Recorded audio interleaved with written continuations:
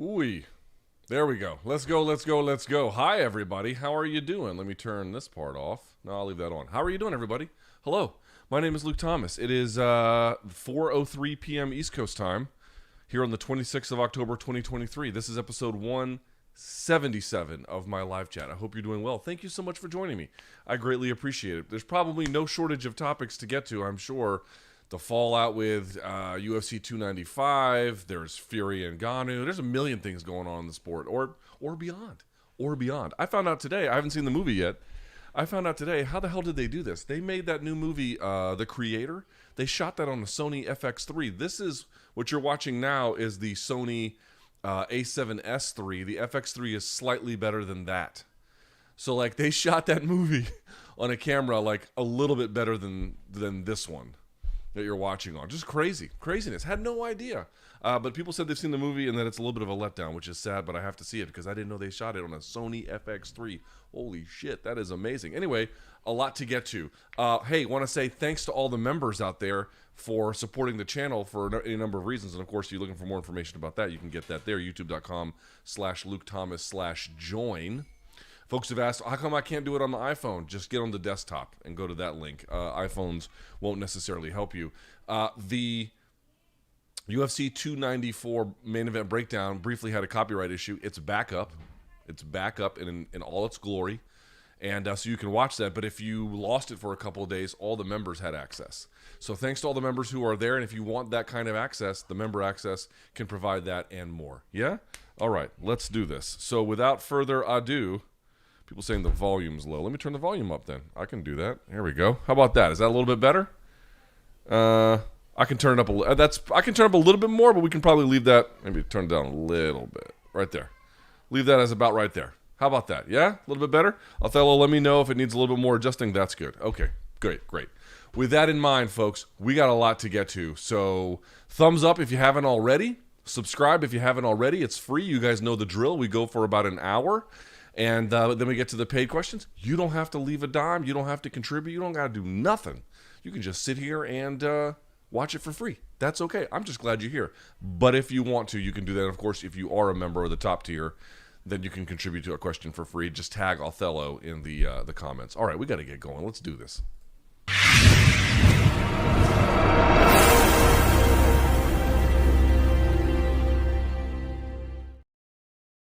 There we are. We're back. I'm going to take that off there. Okay, so there we have it. Thanks to all the members. Thanks to everybody who showed up here today. Sorry we had to go a little bit later. Wife is out of town, so I had to pick up the kid from school, which I normally do not do in the afternoons, but I had to do that today. All right? Very good. Without further ado, let's get this party started. So it's 4:06. I'll go to about 5:06, and then we'll get to any of the paid questions or donations or whatever. All right, let's pull this up if we can here. Like that. Well, we'll switch it up. No, I don't like that one. Let's do this one. There we go. A little bit better. All right. Okay. First question. Luke, I have a theory on the whole lifespan of an MMA fan, as it's something I've been coming to terms with. I got into this sport because it seemed to be built on the same foundation as most Eastern martial arts: respect, discipline, self-improvement, etc. However, as you've pointed out, the longer you follow MMA, the more you understand the corruption and unsavory characters that actually control everything. That's true in boxing too, but yes. I would argue that boxing, though it shares many of the same flaws, is much more honest about its nature. That's true, yes. Whereas MMA is masquerading as something more pure than it actually is. Would love to hear your thoughts on this. That's probably a function of the fact that the industry is really, in MMA, one dominant firm that is very, very corporate. Here we go. Yeah. One dominant firm that's actually very, very corporate, right? And so it's a little bit, MMA is sort of more tied to the direct relationship that the UFC has to corporate America, how big of a corporation it is, as a consequence of being a corporation and a brand. Everything is sort of tied around that brand. And listen, as a corporation, any corporation's going to do this. They're going to have their idea about they're putting their best foot forward and their corporate social responsibility plan, and how everything is above board and blah blah blah. And so there's just a lot, and of course it creates a certain amount of, there's a lot of MMA fans that treat you. There used to be this sort of UFC pride thing for a while, and UFC Strike Force to an extent. But UFC has people who are fans who are very loyal to that brand.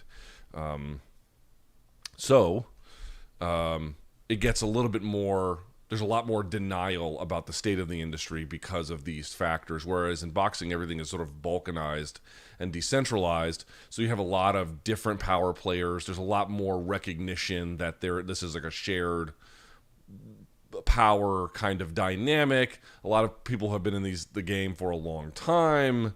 You know, it's very clear that if you've worked with the sanctioning bodies for any amount of time, that these are not, in large part, entities that are on the up and up. I mean, it sort of goes on and on. There's a lot more recognition that boxing is broken among people who still watch boxing, whereas with MMA, the people who begin to think that it's broken tend to check out, and everyone else kind of, like the ones who are happy about it, are kind of in denial. In fact, I was thinking about this today. You know what's kind of interesting? I'm very glad you guys are here. But what I would say is, we've been talking about the difference between like MMA media and then MMA influencer media. And MMA influencer media is very big. This is not an argument about which is bigger or smaller. In fact, I would say everything is trending in the influencer direction. But one thing that is a very big difference that perhaps I did not mention previously, but really kind of occurred to me is if you've been in this game long enough, then you just watch how the sausage is made. It will turn you sour to a degree in the way you've pointed out. I mean, in boxing too, right? In combat sports in general, it will sour you a little bit, or a lot, depending on your perspective. But what you notice from the influencer media is that they're all very happy.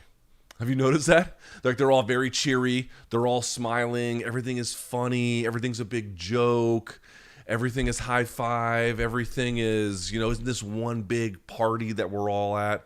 Whereas, if you've been in the game for a long time and you know how this is all done, you could be an angry bastard like me, and not just me. It can bring you down. It can be like, Jesus Christ, this is how this is actually working. So there's the MMA media tends to be heavily, I think, relative to the influencer side of the media. They tend to be a lot more dour. They tend to be a lot more down. They tend to be a lot more negative. I don't think I think with good reason I should say. However, I can understand the appeal of someone who is like a fight fan who either doesn't want to consider these issues, isn't ready to consider these issues, has never thought about any of these issues, just looking over. And it's like, well, these people are having fun and these people aren't. Again, we're making basic assumptions here. I can see how that might affect people's choices as well, So, but to your point, I just feel like there's a lot of people in MMA tied up to the UFC brand, its explosive growth, its Endeavor's having some issues, but the UFC property is still obviously very, very strong. Very strong. I tend to think that corporateness and then that brand loyalty tends to shield or otherwise dampen some of these broader conversations. Also, remember, the UFC is able, even when fights fall out for 294 and 295, they're kind of able to keep the train on the tracks in a way that services the fan base. I mean, the fan base kind of expects the UFC to do this almost like once a week. Not quite, but basically kind of like that. And so their capacity to meet those demands, even amidst these challenges, this earns a certain amount of goodwill, I think, over time by certain fans. And then you get to the other side of fandom where you begin to be like, right, but why these fighters are all taking the risk? I'm just pointing out the different nature of how the industries are constructed allows you to see things more clearly when boxing everything's kind of separated, and that makes it hard to understand at first. But once you know how it all kind of works, or you get some idea of how it all kind of works, you can begin to see how like there's problems that emerge. Whereas in MMA, everything's behind the curtain, behind the corporate curtain. All right. That aside, here we go. Luke, I think we can all agree, that we can agree, that even though Usman lost to Chimaev, the performance he put on and heart he showed was remarkable. I would largely agree with that. Where does he go from here, though?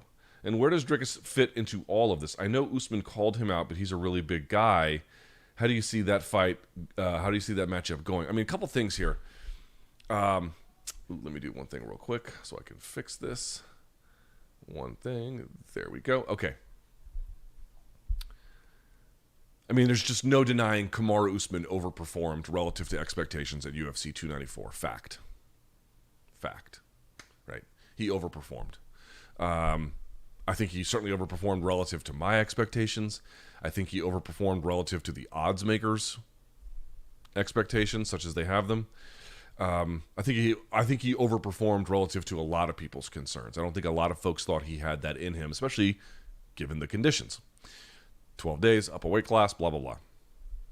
So what I said on MK was, and I'd stand by it, I did not go into that fight thinking that afterwards we would get a very clear picture of what Usman could do at middleweight, which we didn't. But I thought he was going to get kind of run over. I thought it was going to basically look like the first round for every round as long as it went, and I didn't think it was going to go the distance. This is what I mean about he overperformed.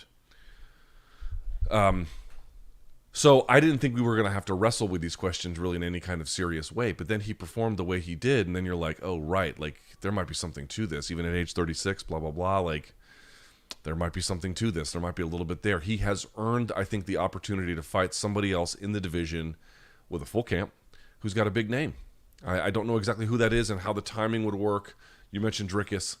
Dricus might be a little bit too much for him, just based on size and whatnot, but could be interesting. But certainly, you're asking what's Usman's future. It's impossible to say, but what you can say is, did he in this fight do enough to make you want to say, I'd like to see this again under more controlled, clear, and understandable terms against somebody of high value? I absolutely think he did.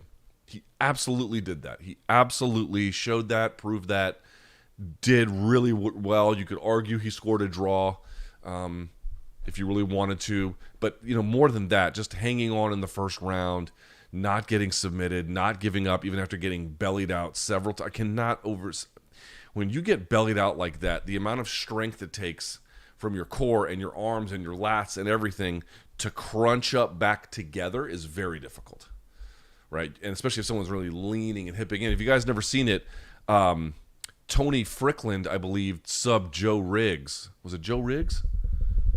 Maybe it was Joe Riggs. Tony Frickland subbed somebody with that. Just from the back by hipping into it and then yanking back, and it fucked up his back. I think it was Joe Riggs. Not Tony Frickland. What am I saying? Tony the Freak Frickland. That's not right. God, now I have to look it up. Hold on. I will tell you who it is. It was, God, this is killing me. It was not Tony Frickland. I'm messing the name up completely. The name was, let me go back here. Ivan Salivary. Jesus, what am I doing? Tony Frickland. No, not Tony Frickland. Ivan Salivary. Excuse me. Ivan Salivary did it. This was UFC 52, just hipping into him hardcore, fucked his back up. So, like, the strength it takes to crunch back up while also not getting submitted, not losing your cool, not losing your bearing, hanging on. Very impressive. Very impressive to be put in circumstances like that and come out better the other side. So he's earned an opportunity against a big opponent. I had a debate with some folks online. I was like, who's got a better win at middleweight among available contenders than what Dricus has over Robert Whittaker? And, of course, the natural response is going to be like, well, Cannonier just beat Sean Strickland a while ago. And it's like, right, but you just don't want to play MMA math. First of all, he's injured, and he can't really fight next anyway. So, like, that part of the conversation is not even really relevant. But I would say two things. One, I don't think you can look at a performance like that, a very, very ho-hum, low output on both sides, low output affair, and say that that's a better fighting performance than a guy like Dricus stopping Robert Whittaker inside the distance, inside of 2. I don't think you can say that. I don't think you can say that that showed more overall, more upside as a championship contender in terms of the array of brutality that was available, as well as some of the direction of skill, combination of both. It's just not a better performance. It's a good performance. It's a very valuable performance.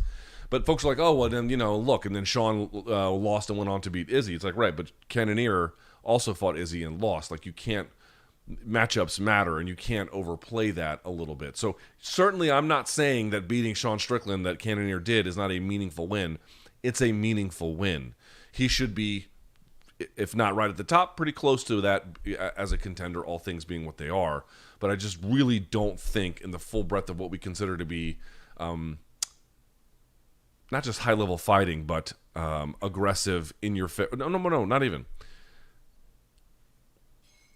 The marriage of skill that he showed and the marriage of offensive urgency that he showed and the danger that brought, I just think is significant. And again, the skill level that accompanies that, I just think is just a better overall performance than what... I think it's harder to stop Robert Whittaker in 2 than I think it is to outpoint Strickland in the Apex over the course of 5 rounds, which, by the way, didn't that fight take place on relatively short notice, maybe? Anyway, even if it didn't, I just don't think they're equally meritorious.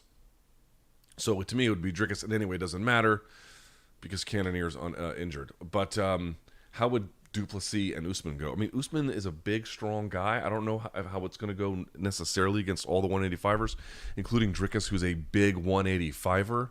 Like, Dricus, I don't think, could make welterweight. It was tough for Usman to do it, but he could do it. So I don't know how much I like his chances, but it'd be kind of interesting to see. It seems to me if there's a timeline where it works, Cannonier versus Usman's kind of interesting. But I just feel like Dricus should get the title shot. I feel like Khamzat should be fighting somebody else. And I don't think it should be Dricus because I think Dricus should be the one fighting for the title. I think that's the fight. So I don't really know what UFC wants to do, but whoever they end up, whatever Usman is ready to come back, he's really earned a very solid opportunity. Like, okay, I did the middleweight thing under really inauspicious conditions, and I still performed, all things considered, very well. Now I want an opportunity to do the same thing again. This time I want adequate prep and I want adequate time. And I think he's earned that. I think he's earned that times 10. Ooh, good question.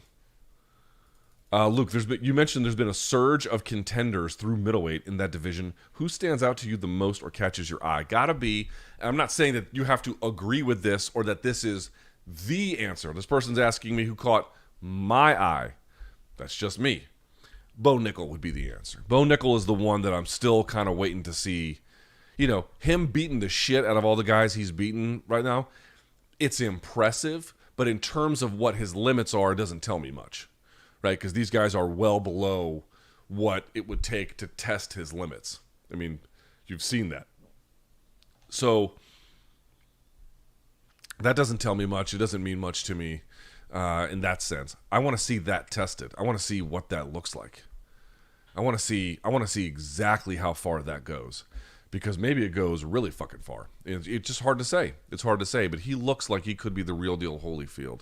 But I mean, dude, every which way you look, the champion got turned over, so now it's Sean Strickland. Here comes Khamzat Chimaev, whether he deserves a title shot or not. Like, he's on his way.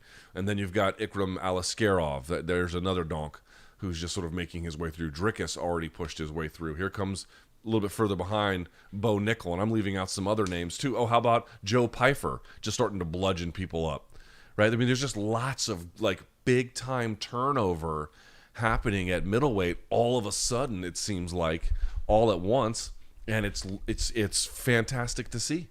Izzy had a nice, long, relatively speaking, of course, powerful reign as champion. I think he is at worst the second best middleweight of all time. I think he is at worst one of the best fighters I've ever seen.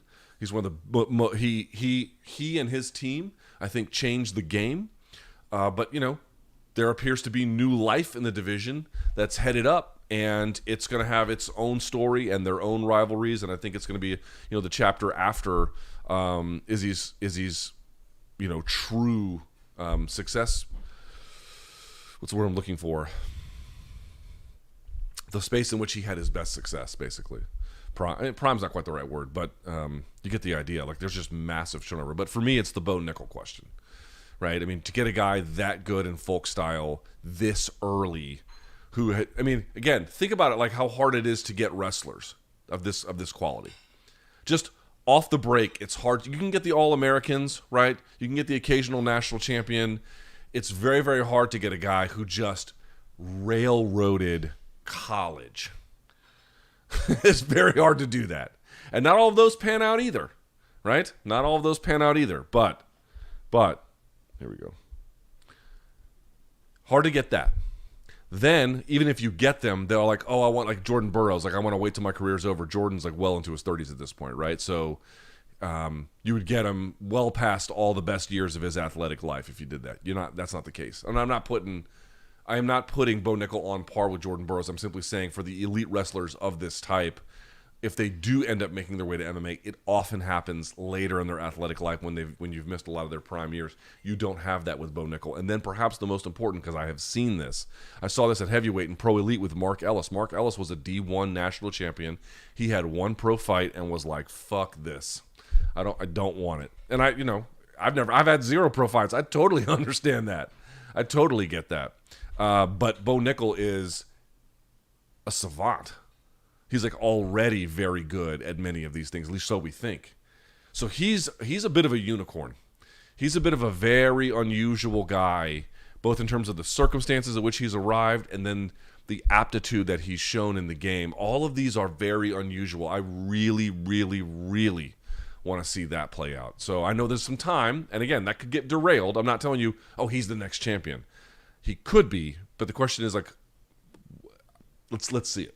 Let's see it. All right. By the way, look at all of these members on the channel. Loving this, man. Loving this. All right. Thank you guys. Really, really appreciative.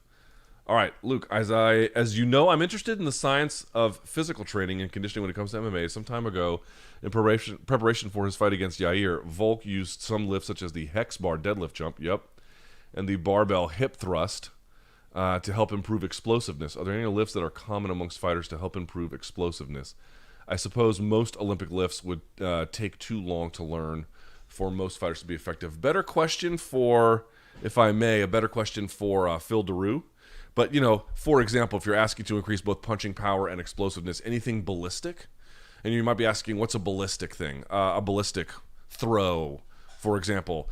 Anything where you're taking, for example, a medicine ball and then you're throwing it and then releasing it. Anything where you're throwing or moving through a range of motion and then you have release is ballistic. You're throwing a projectile. It's a ballistic. So that's the idea, which is why, for example, you're seeing people now doing this. They use the landmine. You guys don't know what the landmine is? The landmine is when you take the collars of the barbell, at least one collar, and then you slide it into a tube. And on that tube, the barbell can now move in a lot of different directions all of a sudden. So they'll put weight on it, and then you can get real, interesting kind of lateral tension with it. And you'll see people, Dr. Mike has talked about this, they'll go one way, go the other way, and then move to the top. And they're trying to, they're trying to train certain things that require ballistic release, but you can't release the barbell. You actually have to hold on to it, and it's just a complete waste of time. That any of those can be good for the right approach, but if you're looking for those kinds of things, anything ballistic is going to be a big one. Anything where you're forced to change direction, stop, and then explode to the next one, right? Phil Daru is big on this one of jumping, landing, changing directions, and then sprinting again. Any of those, but the hex bar deadlift jump is a big one. I'm trying to think of some other ones for explosiveness that you'll see. Yeah, medicine ball throws. What are some other ones that train explosivity? Yeah, the best thing I can tell you is to go to Phil Daru's Instagram page. He'd be a much better answer for this one, but those are a couple of the big ones. So this is a great question. Luke, since Showtime is done with boxing and MMA at the end of the year, does it mean that you'll have more free time to work on personal projects, or would you just be doing additional things at CBS Sports? So I want to caution folks. The answer is yes. The answer is yes. But I would want to caution folks. I don't want to overpromise something that I can't do. So remember, my job basically had 2 components. There's the entire MK side, which we've been over. None of that changes. All of that is exactly the same until the end of the year. And then January 1, 2024, we're just going to keep on keeping on the MK side. The part that will obviously change is I'm not going to be covering any Showtime events. Like, that won't exist. Like, that will stop. So flying to Fight Week and doing, pressers and weigh-ins and post-fight reactions for events that no longer exist, no, I won't be doing that. I obviously won't be doing that. Going into studio and doing a dissected on Tank Davis for fights that won't exist on Showtime, like, no, I won't be doing that. So there will be, I think, some additional time for additional projects. Yes, that's true. On the other hand, I think you guys would understand this. With everything changing the way that it is, I cannot let.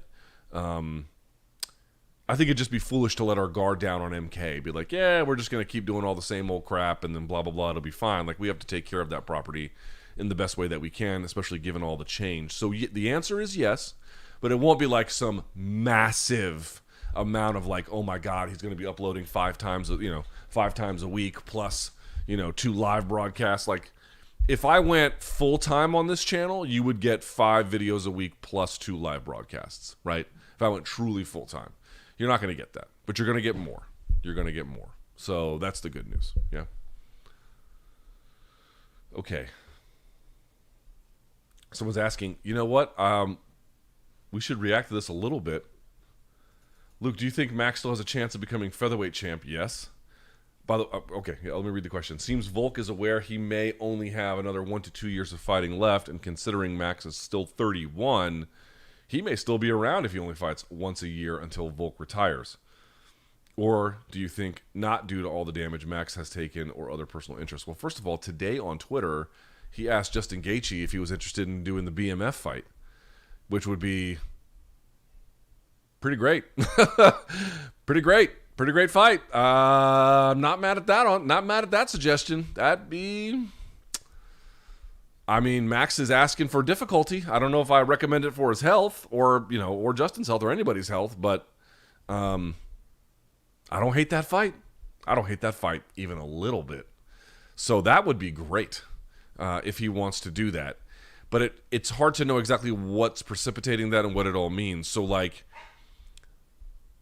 I'm assuming that they're going to try to keep Volk on the tracks, however advisably or inadvisably, and I believe it to be inadvisable, for January. That would kind of leave Max as kind of the odd man out. Now, if Ilya wins that, you're going to, even worse for Max, because then you're going to have to do a rematch with Volk again. If Volk wins, he's probably, what's he going to do? He's going to stick around featherweight and fight Max again? So, like, it might just be the case that Volk has one more fight at 145 in the event that he beats Topuria, or he might have 2 more fights at 145 in the event that he loses and then rematches and then whatever happens there. He might still just call it a day at 145. So, like, I don't know how that's going to work. And if you're Max, you kind of can't wait around for that. So calling out a guy at 155, you don't have to cut as much weight. It's the violence quotient's insane. You'd get a belt, whatever value you ascribe to that belt. It'd be just a ridiculous fight for as long as it lasts. So that'd be kind of interesting. But you're asking, do I think can he become champ again? Here's one of my worries. One of my worries would be that Volk can't do January, and that Max fights Ilya. And this is sort of just my belief about Ilya generally. Like, he might be the guy I'm excited about most in MMA. I even said that Volk and Topuria fight is the one I want to see the most. Not under these conditions, but in general, it's the one I want to see the most. I actually do think that Max could beat Topuria. I do think that. I don't know if I'd favor him to win, but I think he could do it. But I think that fight would, and maybe the Justin Gaethje fight too, I think it would probably alter him. You're just not going to get out of a title fight with Ilya Topuria without substantial amounts of damage, if you get out of it at all. I think that could be a real turning point, honestly. So really it's a question of, could Max do it? There are circumstances where he could do it. I think actually going up to a 55 and fighting Gaethje, not that that's in any way easier, it's not, but the lack of the weight cutting probably would be a big factor to help him in a few ways. We saw his punch resistance against Dustin Poirier. That was pretty good, all things considered. So it can happen, but in any scenario where it happens, the cost of it is extraordinary, and I'm not going to say not worth it, but the cost is such that there's not much coming back from that. Right, there's not much coming back from that. Let me let in Barbas. He's howling at my door. Come here, buddy. Come here. You want to see Barbas? Come here. Look at this dog. Look at this dog. Look at this dog. Yeah, what's up, bro? Here we go. Here we go. Ready? Show him, bro. Manos arriba. Huh? Manos arriba. All right, I'll put you down, buddy. You're fat. There we go. All right. Yeah, good question. I kind of answered this one already. By the way, this dude's already had like 3 questions asked, so I'm just going to answer real quickly. He's asking, do you believe that now that Volk has been knocked out in the way that he has, that it changes the equation against a guy like Topuria? Yes, I do. I think it absolutely diminishes your capacity within 2 months, especially if you have a camp where you do any sparring at all. I think it absolutely diminishes your chin. I don't think people talk enough about what that weight cut might have done to him, what another weight cut at age 35 to go back down to 145 might do to him. I don't think these things are nearly as simple as people imagine them to be. And I believe there's a cost to be paid for them. And I want to be 100% clear. The argument is not that if Volk takes the fight in January, he loses. MMA is unpredictable. You have no idea if Topuria could have any issues himself, if you get a weird judge, blah, blah, blah, if Volk doesn't even take a big punch. Any of these things are still in play. What the issue is for me is that between the weight cut and the vicious KO, you are going into a fight so depleted and so, relatively speaking, diminished that you are making victory for a hard-hitting opponent significantly easier. Like a shot that might not put him out under better conditions could easily put him out. Right? I mean, how many times have we seen this with Rose and, for example, Joanna? Pick any number of fights where you've seen something like that. It happens all the time. And some of those are like rough weight cuts, on fight week where Volk might have a much more tailored, better approach. He does. The guy who does his weight cuts, the fight dietitian, is brilliant. But even then, there's still a cost to be paid. And with the KO, it's even worse. I think he would be going in there in a very suboptimal state. Could he do it? Of course. It'd be stupid to be like, he can't do this. But would I recommend going to fight an absolute hammer in the way that he is, having been KO'd 2 months ago? No, I think that would be I guess closer to 3. Well, when is that fight? So yeah, a little closer. When is 297 scheduled for? UFC 297 is scheduled for January 20th. So it's closer to 3 months, but even then, I hate the idea about it. And plus, he has to get right with this one, so it's not like he can go right back into the gym today. So it's going to be closer to about 2-ish months. 2.5, something like that. Either way, not nearly long enough, I think, to protect his brain. People keep asking me this. Any fun Halloween memories from years gone past? No, dude. Halloween's never been one of those years where I've or one of those events during the calendar where I go fist fighting and bag snatching and, women banging. That's not, I don't have any great Halloween stories, unfortunately. Some folks do. I'm not one of them.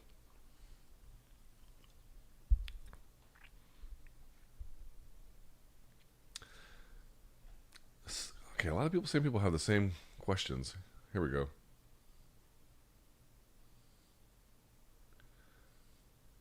Okay, let's get to this one. Jon Jones. Here we go. Do you think Jon will actually fight the interim champion, or do you think he'll still push for the Stipe fight when he returns, if he returns? Guys, I know we all want him to fight the interim champion, and there are some circumstances where that could fall into his lap, but if there is any way for him to not do that, he will take that approach. I don't think he has even the slightest fucking degree of interest. Didn't he even say my name talking about this? Didn't he even say, like Luke Thomas was saying, fighting Sergei Pavlovich is high risk, low reward. I mean, it's not that I want to be clear. It's not that I don't want to see them or that I'm telling you they're bad fights. I don't think Jon is more or less done with MMA. I think he's got one guy left on that list. It's Stipe. This whole situation has thrown that into disarray, but that's the only one that he wants. Now you're asking, what would be the circumstance where he might be forced to do that? Well, not forced, but, reasonably compelled. If something happens to Stipe and there's an injury and the timeline is delayed again and perhaps in a significant way, like imagine Stipe tears his ACL in camp. You're out now a year. You're going to wait another year for Stipe? I don't think that they would. Folks, in 8 months, the appetite for a Stipe Jones fight, like everyone being like, oh, I would really want to see that fight.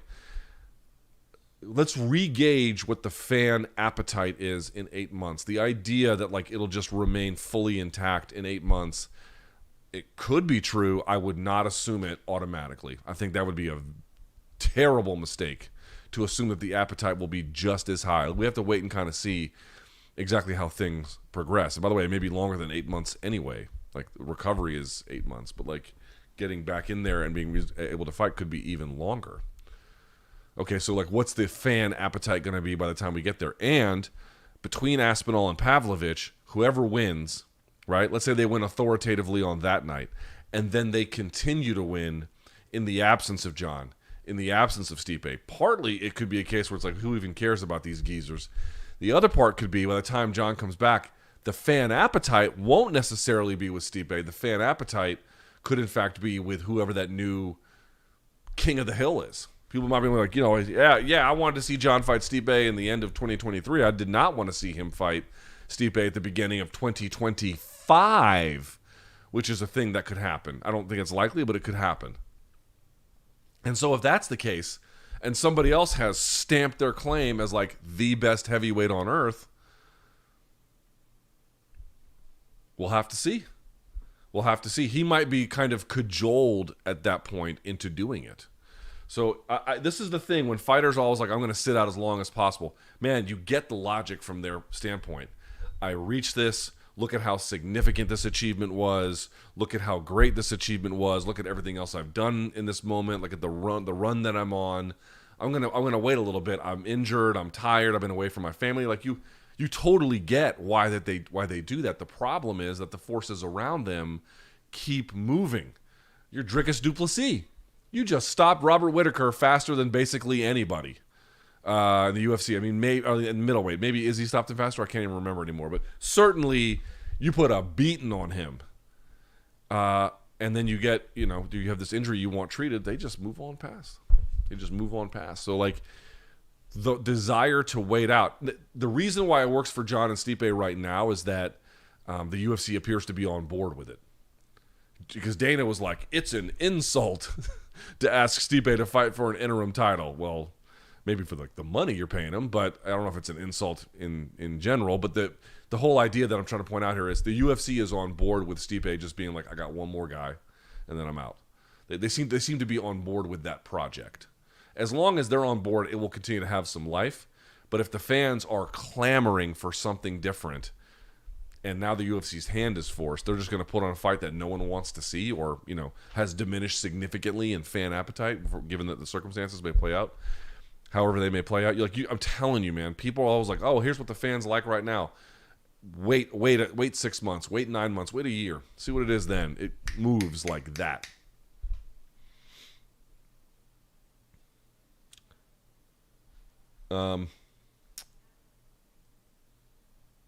Good one. Yeah, sure. I could think of a few of these. Luke, is there a great Pyrrhic victory in UFC MMA history? A victory that came at such a great cost, it was almost a defeat. You could okay, so a Pyrrhic victory is one where the person wins or the entity wins, but the cost, the way they're putting it, the cost was so great that they were never the same. They couldn't get back to it. Or, in some ways they actually kind of lost. I don't know if the George St. Pierre-Johnny Hendricks fight fully qualifies, but folks might not remember after that fight, GSP, he got a little bit of acclaim because, I think he retired not long after that, or, took time away in a formal sabbatical not long after that, gave up his belt, right? That was one. But the big one that stands out to me is the Robbie Lawler Carlos Condit fight. Now, Carlos lost that fight, although I thought he deserved to win. But Robbie did win. I don't think either of those guys were ever the same after that.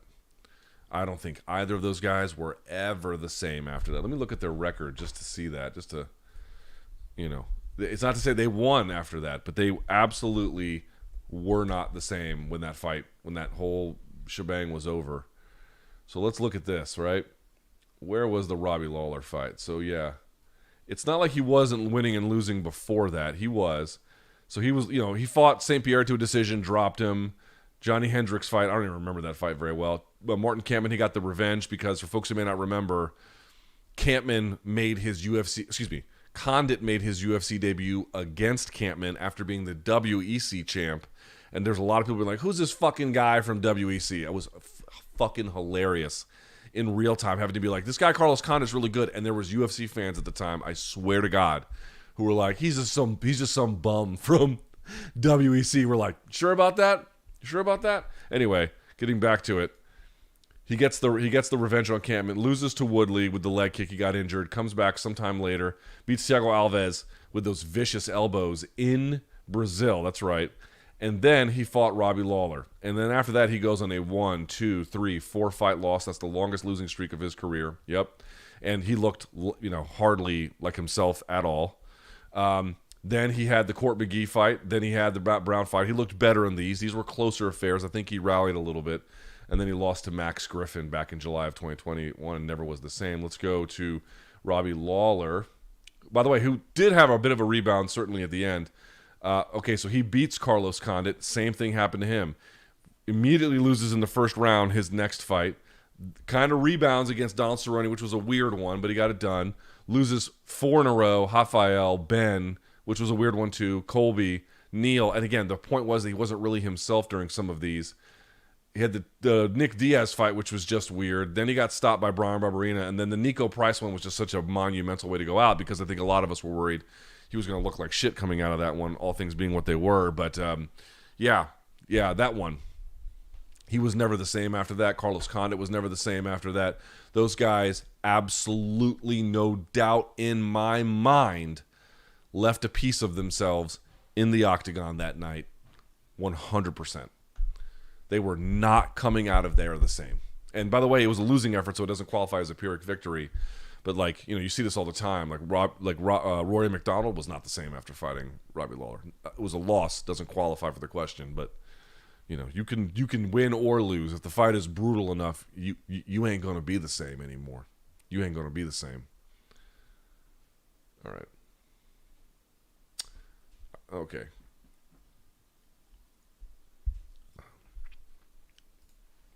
Okay. Look, who do you think would be tough matchup for Jones out of Aspinall and Sergey? Which heavyweight do you see has a chance to dethrone either? So Sergey appears to be more dangerous on the feet. I'm gonna say, okay. So here's how it works. Aspinall is clearly more well-rounded, right? Clearly more well-rounded. And so in that sense, I think poses a more troubling test for Jon. Sergey's just much more immediately and unforgivably dangerous is sort of the way I would look at that. So here, my wife is in Europe and missed, not her fault. Her initial flight was delayed, got to where she is, and now the connecting flight she couldn't get, so now she has to stay in a hotel in the middle of Europe. Make sure everything is okay. And of course, I'm not going to tell you bozos where she's at. All right.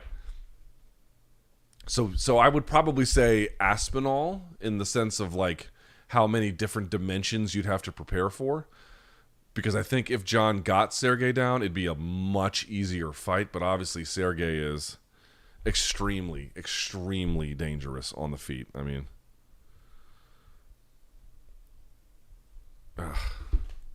hold on. This sucks. Can I call when this is over? All right. Oh, Jesus. So they got her a hotel, and they got her on a flight first thing tomorrow morning, but she sent me a picture of the hotel. It looks like shit. Oh, my God. All right. Very good. Okay.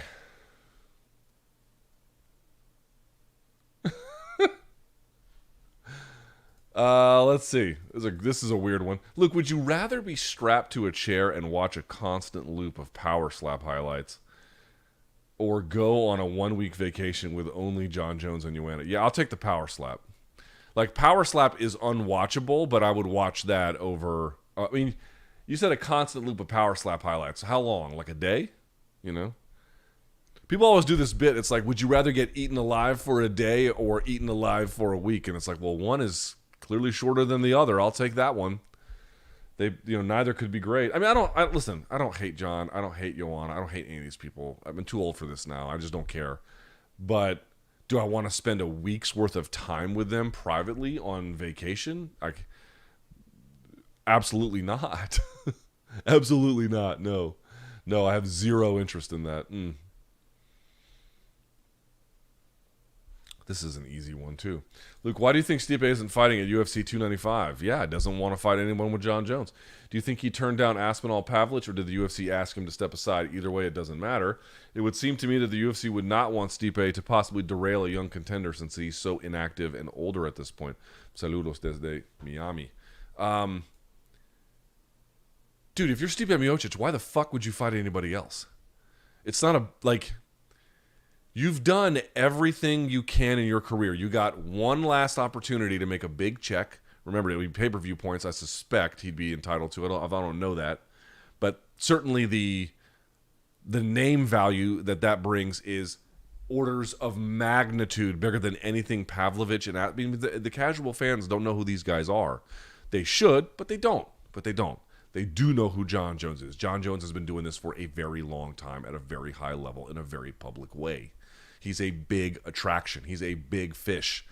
Remember Bud Crawford, Team Crawford? We get active, that whole thing, but they wanted to catch a big fish. This is a big fish. This is what I mean about people being like, oh, Errol Spence sucked. No, he didn't. Bud told you he was a big fish.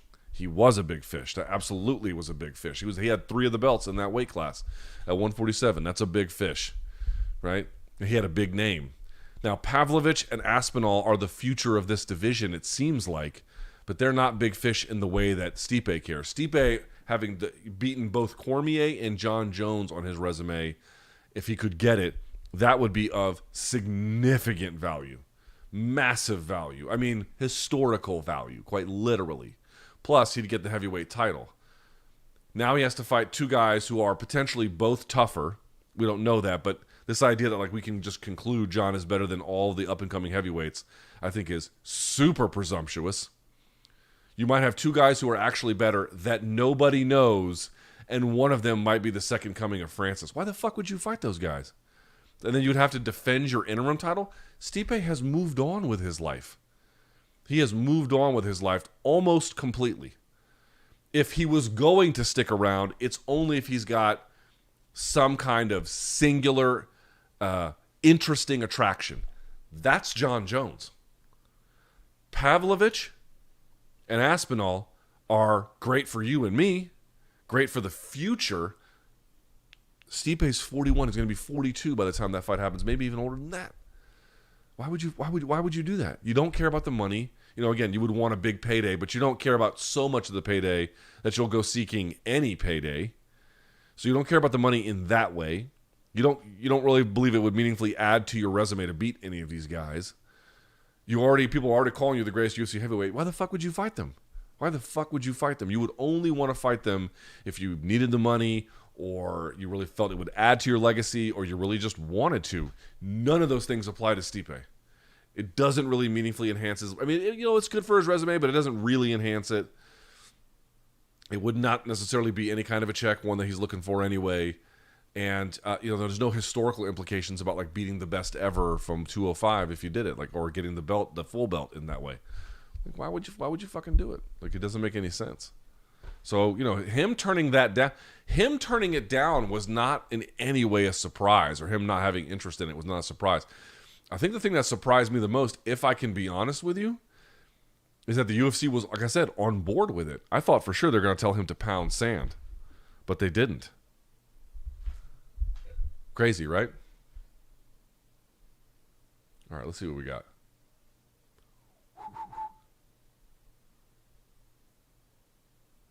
Any chance of MK doing an MK live in Toronto for UFC 297? Do I think CBS is going to send us to Toronto? No, I don't.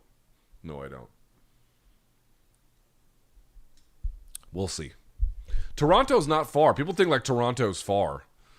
I think from Washington, D.C., it's like an hour flight or something. Hour and a half. It's very short.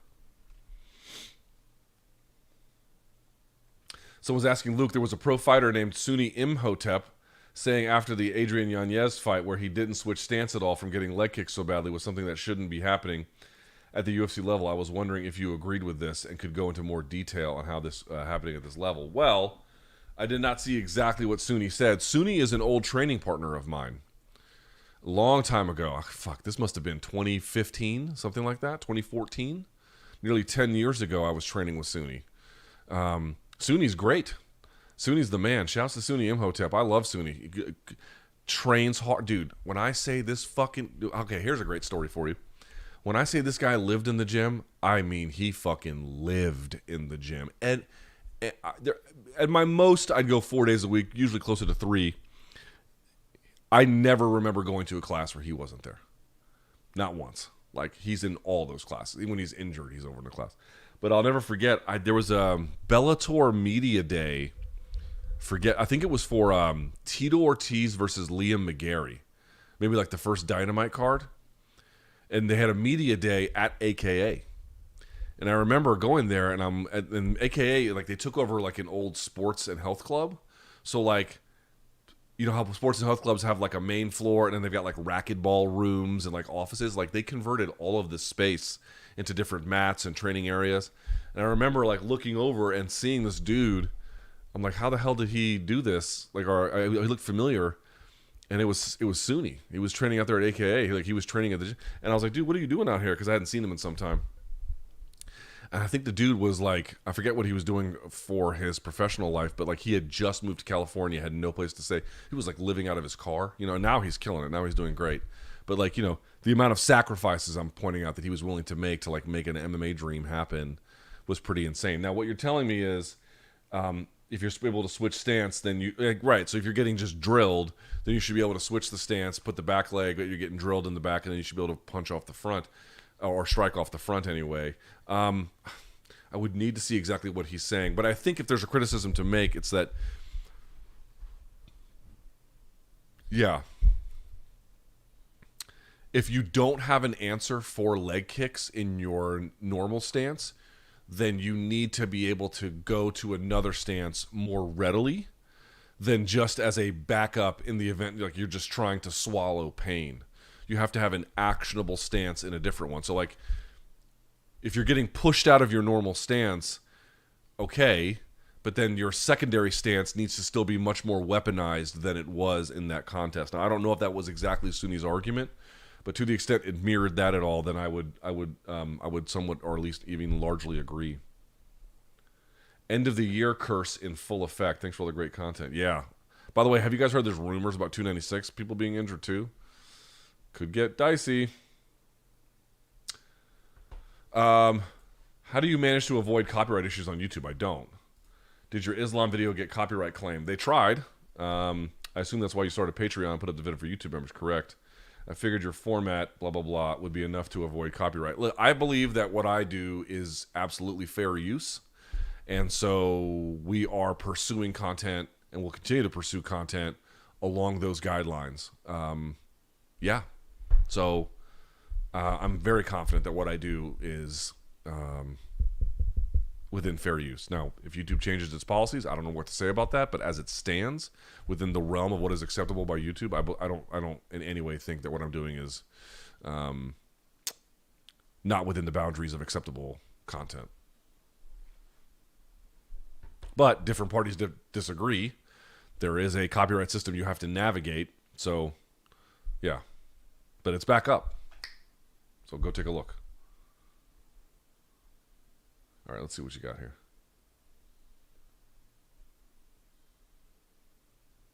Okay, let's do some true false. I used to do those all the time on the other one. Here we go. All right, here are 3 true false scenarios. Kamaru Usman is in the blue corner against DDP at the end of 24 for the middleweight strap. Ooh, false.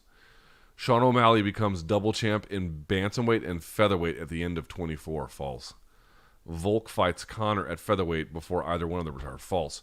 I will say this. Did you guys see that DC was suggesting that DC was suggesting that Islam fight Conor? Y'all see that? It's hard to know because of his proximity to the company to what extent that's just his idea versus any idea that they want him to share. I don't know. But what I can say is, while that fight absolutely should not happen, would it surprise you if they did?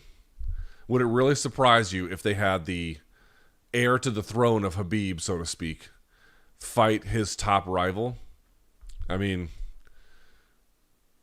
the amount of attention Islam would get and what it would do for his celebrity, like just in the same way or in a similar way that it happened for Khabib, it would blow him up to like the highest levels of sports.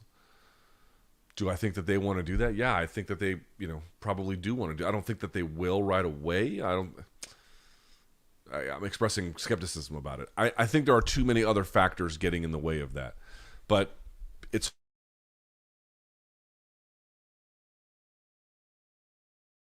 ideas, but doesn't sound implausible by what the UFC normally tries to do,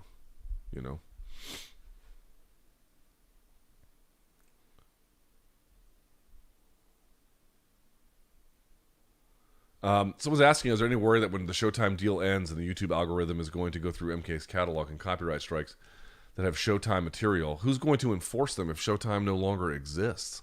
Also, remember, Showtime is just being sunset. Like, I'm not changing employers.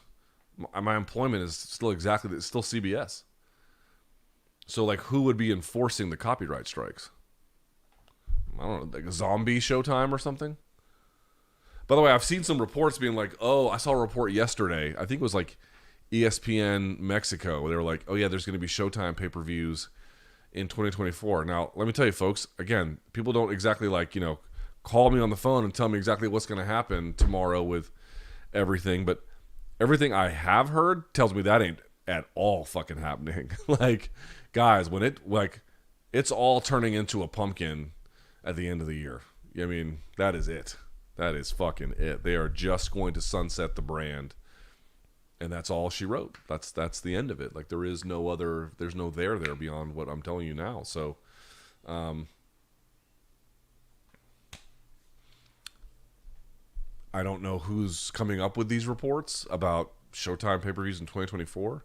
I know they existed during the time of Canelo-Charlo Fight Week, but everything I've heard internally and everything they said externally, yeah, that ain't. I mean, I know the people who work on these shows.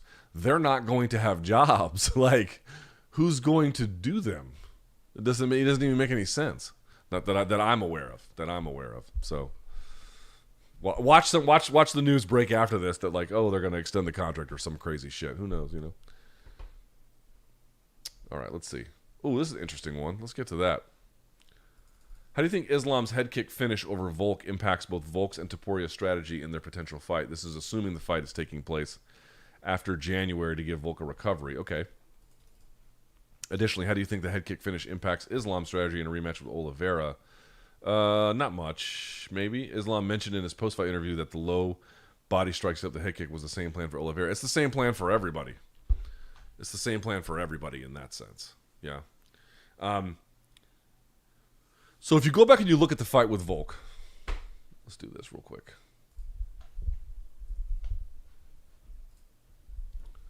All right. Let's do this. Oh, Jesus. Fuck me. Here we go. Here we go. Turn this off. Okay. No, I can't do it. It doesn't work. All right. Doesn't matter. Point I want to make is a few things that you should notice about that fight that I made in the point of the breakdown. Namely, partly Volk had trouble moving to one side, right? So Volk is standing like this. He has trouble going to this side because this is where all the kicks are coming, right? They're all coming here. So he has to keep this somewhat chambered. And he has to be aware of movement to that side. But if you notice, Islam is cutting him off as he tries to go this way, right? He's trying to go this way, and Islam is cutting him off there. So he got a little bit corralled was one part. The other part was he got feinted backwards, right? He gets feinted into going backwards and back and back. Like, it just kept going and going and going and going to the point where you're like, okay, he's now much more contained, much more controlled by all of this. He often wants to do that stance switch, and then he would get into this side, and then he would throw that hook in that way. He could never really get that going, I think in part because he was kind of defensively shelled up. So the level of activity from Islam was big, right? He upped the number of things. He went from 10 significant strikes landed in the first round, the complete first round. And then in the second fight landed 24 significant strikes in just 3 minutes. So he was throwing a lot more. He was cutting off a lot more effectively. He was forcing Volk to be much more defensively oriented, I think is a good way to put that. And pushing him backwards, right? Because Volk was just kind of sliding out of the way. So he was putting a hand here, and he was sliding out of the way every time you had a kick from Makhachev coming. So between the fact that we're closing off exits, we're pushing backwards, and we're chambering things, so he can't be active and he has to be defensively kind of reserved, and then you add in the fact that it's low, low, high, right? All of that contributed to it. The question is, was that just the way that Makhachev was able to pull that off, or is there something to the idea that that's a blueprint? And I know that folks have said, oh, well, he's taken high kicks before, but yeah, they were different. Like the Max one came over this side, not the southpaw side. It came over the same shoulder, or came over the opposite shoulder, excuse me. So that it's not exactly the same, but this idea that like the defense that he tries to occupy when he crunches down, it just leaves enough where if you're active enough and your cage cutting is aggressive enough, and you're again, the level of activity of feints and strikes pushes him back. You know, in certain ways, that's a little bit of Volk's game being used against him, where you're throwing. I just interviewed Kieran Fitzgibbons from CSA Gym on the MK channel, where he talks about occupying the space. You're not throwing everything to land. You're throwing everything so that the other person just can't get going. And he did that. To what extent is that a blueprint for somebody else? I'd be curious to see what Topuria does with that. I'd be curious to see. Now, Topuria is not Islam in any number of different ways. Not least of which is Topuria is an Orthodox fighter, right? If I'm not mistaken. Let's see.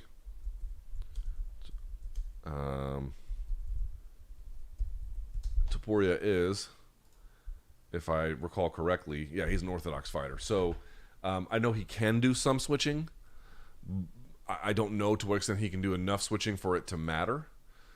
But what you're essentially asking is, to what extent is what Makhachev did, to what extent is that reproducible by somebody else?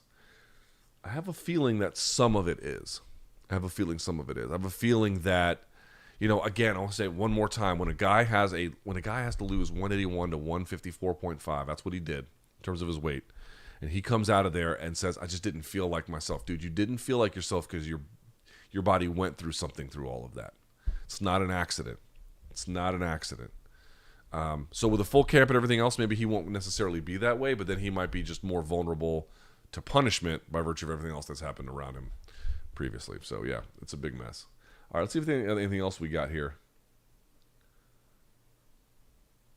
Oh, God, do I want to get into this one?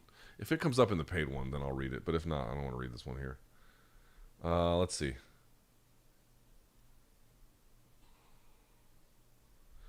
How...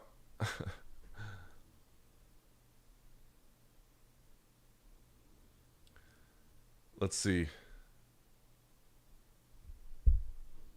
Oh, someone asked, given the position he's in, while highly unlikely, does Alex Pereira have the best chance amongst active fighters of becoming the first UFC 3-weight champion? Conor still stands a chance in the sense that he'd be the most eligible to get a title shot at welterweight off the flimsiest of circumstances, right? Just because he's Conor. So in that sense, maybe he's the leading candidate. Also, before we say Pereira is like a candidate for 3 weights, he needs to beat Yuri first, right? If he gets 2 titles, we can talk about it. However, I see what you're saying. Given his frame and how shitty heavyweight is, relatively speaking, is it conceivable that he could win this one, go up to heavyweight, and win another one up there against like a Pavlovich or, you know, or whoever? Possible, but I mean, at that point, you're getting very, very, very far ahead of yourself. Let's see what he looks like at 205. Well, we've seen him 205, but Let's see what he looks like against Yuri this upcoming fight, and then, draw some conclusions from there. There will be somebody who becomes the first 3-weight champ. I have a feeling it'll be someone who goes middleweight, light heavyweight, or somebody who does it in the weight classes where they're only 10 pounds apart, 25, 35, 45, or whatever, something like that. I feel like it'll be there, but because anything in the middle, like 55, 70, 85, just doesn't work, or 45. Again, Conor might be able to do 45, 55, 170, but I don't think anyone really believes he's going to beat Leon or anyone at 170 who is title eligible or holding it. So, yeah. All right. Let's see what you got for any of the members who want to contribute to the paid portion, or anybody who's just feeling generous. No judgment if you don't want to participate. I appreciate all of you guys just the same. Okay? All right. Let's see what you got. By the way, new member, thanks to Chris. Appreciate you, bro. Here we go. This gentleman asks, why is PED use very rampant in the UK among average Joes? It's rampant in the United States among average Joes. Dude, why would an average human want to take something that would make them not average anymore? Guys, I just can't understand why someone would want to use guys, why would someone want to use drugs to better their life? Guys, think about something for just a second. Why do people take drugs? Now, sometimes you might be arguing, well, they're addicted. I'm not talking about people who have gone so far down the rabbit hole that they're pharmacologically addicted. I'm asking, why would someone want to recreationally, either for moments of frivolity or for something that matters to them but is ultimately, a pursuit of a hobby, essentially. Why would someone want to use drugs? Because it makes it better. People take drugs at concerts because it enhances their experience in the way that which they want it to be enhanced, both in terms of the memories they build or the friendships or the way they experience art. Why do people want to get drunk at tailgates? In their mind, it meaningfully enhances the experience. Why would someone average want to take some kind of drugs that would make them much stronger than they ordinarily would be able to get? Because it meaningfully enhances their experience. It's not really a mystery why people want to use drugs. It makes shit a lot better. Now, if you use it too much or the wrong way or in the wrong dose, I'm talking about reasonably intelligent use cases. As we all know, if you don't mind the label with a Tylenol bottle, it'll kill you. You have to do these things in an intelligent way. But in an intelligent circumstance, is there a reason why people use drugs? Yeah. It makes shit better. This should be very obvious. OG Icy. Can't believe I said that word.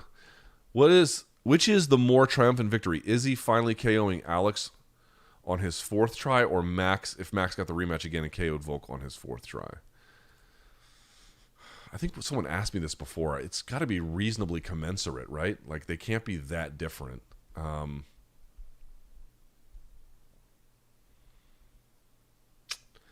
It might be Izzy, since he got put out twice, or he got put out once and then stopped another time, and Volk never stopped Max. But in terms of the doors that were closed, the difference was all of Max's losses happened in UFC. Only one of Izzy's losses happened in UFC, and he was able to rebound from that. So it wasn't as deleterious in that way. So in certain ways, Max's would be more triumphant, but in other ways, Izzy's was, right? If the UFC 279 false flag theory is true in regards to Khamzat's weight miss, where would that rank amongst shady things the UFC has done that has never been made public? First of all, I don't want to be clear. I don't believe any of it, or at least at a bit. Okay, as I said before on MK, based on what Khamzat is saying, many more questions deserve to be asked. How do these fucking guys who went to the fucking power slap thing yesterday not ask about this? Or did they ask and it just didn't come up? Or he didn't answer it or whatever?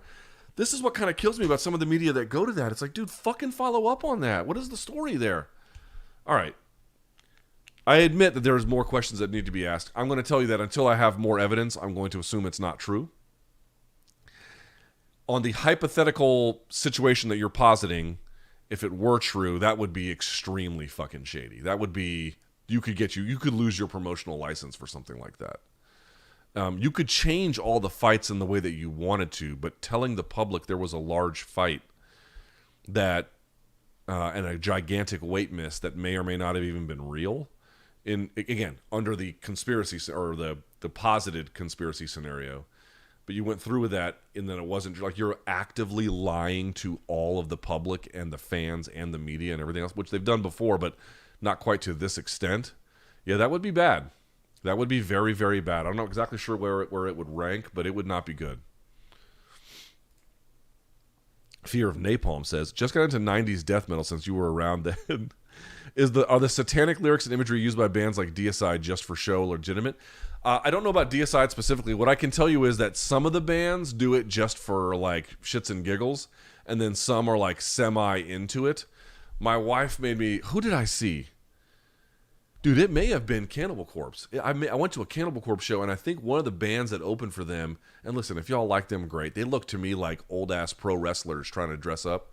I think it was like Celtic Frost or something, where, I mean, you know what I'm saying? Like, they had the face. They looked like, I mean, guys, if you're dressing up, like, and you look like a mix between a washed pro wrestler and like a hardcore Kiss fan, it's time to, like, find a new gimmick. That's just me personally speaking. Your mileage may vary.